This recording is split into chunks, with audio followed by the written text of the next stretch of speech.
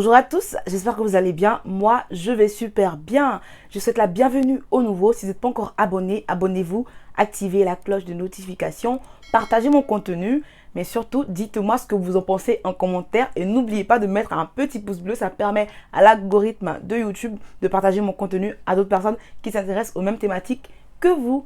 Abonnez-vous aussi à mon Instagram, abonnez-vous à la page Facebook Campus France Entraide où je suis modératrice. Là-bas, il y a de l'entraide, il y a d'autres étudiants qui vont vous répondre, les administrateurs aussi qui vous répondront quand vous poserez vos questions. Alors aujourd'hui, on va parler ouverture de frontières. Il y a une première vidéo où j'en parlais, mais aujourd'hui, je vais venir concrétiser quelque chose et je vais venir éclairer une certaine zone d'ombre qui risque de se créer ce 1er juillet. Alors, je viens anticiper sur certaines questions que je vais répondre, à savoir, Ariane, pourquoi on n'a pas ouvert les frontières dans mon pays? Alors, le 27 juin dernier, c'est-à-dire samedi dernier, l'Union européenne, dans une réunion, ont eu à décider à quels pays seront ouvertes leurs frontières, c'est-à-dire à quels pays ils vont pouvoir ouvrir leurs portes. Vous vous en doutez que tous les pays n'ont pas été admis, en l'occurrence la majorité de l'Afrique, parce que il y a eu 16 pays, il me semble, mais il y a eu seulement 4 pays d'Afrique, en l'occurrence l'Afrique du Nord et le Rwanda. Ceci s'explique tout simplement par le fait que certains pays sont encore dans cette situation de Covid. Ils ne sont pas très avancés en ce qui concerne la baisse des cas, en ce qui concerne les manières de traiter les personnes. Vous voyez ce que je veux dire? Même les États-Unis n'ont pas encore été admis et cette liste, elle sera revue encore dans 2 semaines. Comme il a été dit, les frontières seront ouvertes progressivement. Donc, dans la progression, j'imagine que certains pays vont y entrer. Donc, ce qu'on peut faire de notre côté, c'est vraiment de respecter les mesures barrières. C'est vraiment pas le moment de se rassembler. C'est pas du tout le moment de...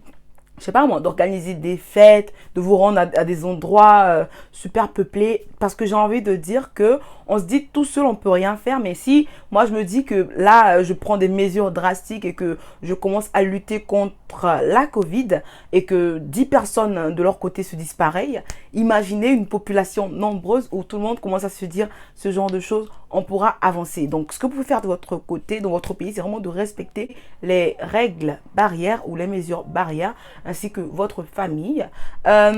Je sais que des interrogations vont arriver, à savoir, est-ce qu'on va pouvoir avoir le visa? Tout le temps, on me demande, est-ce que vous pourrez avoir le visa? Eh bien, les demandes de visa, elles seront faites.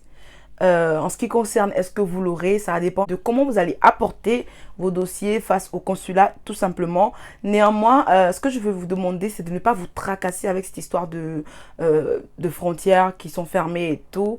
Continuez dans votre lancée à rassembler vos documents tout simplement pour la demande de visa. Je ne pense pas forcément que vous aurez des dates en ce qui concerne prendre des rendez-vous pour le visa. Dites-moi si déjà vous avez des dates, si vous êtes dans des pays qui ne seront pas ouverts à la France ce 1er juillet. Dites-moi en commentaire si vous voyez déjà des dates sur le site. Mais commencez à remplir le formulaire de demande de visa. Vous ne perdez rien, remplissez votre formulaire jusqu'à ce qu'on puisse ouvrir les frontières à votre pays. Vous allez pouvoir prendre des rendez-vous. Et voilà quoi. Ça ne chamboule en rien votre procédure, il me semble. Et ça ne doit pas vous perturber. Ça ne doit vous perturber en rien. Donc en gros, c'est cette information que je voulais porter à votre connaissance. Voilà, je ne vais pas vous citer les autres pays qui sont ouverts tout simplement parce que ça ne nous concerne pas dans le cadre de Campus France. J'aimerais répondre à une question qui m'a été posée aussi. Qu'est-ce que vous devez faire si vous n'avez pas eu de réponse du tout jusqu'à la fin? Parce que là, les dates limites approchent. Je crois que c'est J-2 pour les DAP, quelque chose comme ça. Du coup, si vous n'avez pas de réponse du tout et que les universités n'ont pas fait signe de vie, ça voudra dire que l'aventure s'arrête là pour vous et que vous n'êtes pas accepté. Tout simplement, il faudra retenter l'année prochaine ou vous tourner vers des écoles privées. Alors, les prochaines vidéos qui vont arriver, ça va être naturellement des vidéos qui vont parler de boulot étudiant dans la continuité de ma série de vidéos, mais aussi des vidéos qui vont vous montrer, par exemple, le remplissage de la fiche de demande de visa et aussi des vidéos qui vont arriver sur les écoles privées, il me semble, vous en demandez beaucoup. Et puis voilà, quelqu'un m'a parlé de bourse. Du coup, je vais me renseigner en ce qui concerne la bourse et vous faire des vidéos en conséquence. C'est là que va prendre fin ma vidéo. J'espère que vous aura plu. On se dit à bientôt pour une prochaine vidéo. Ciao.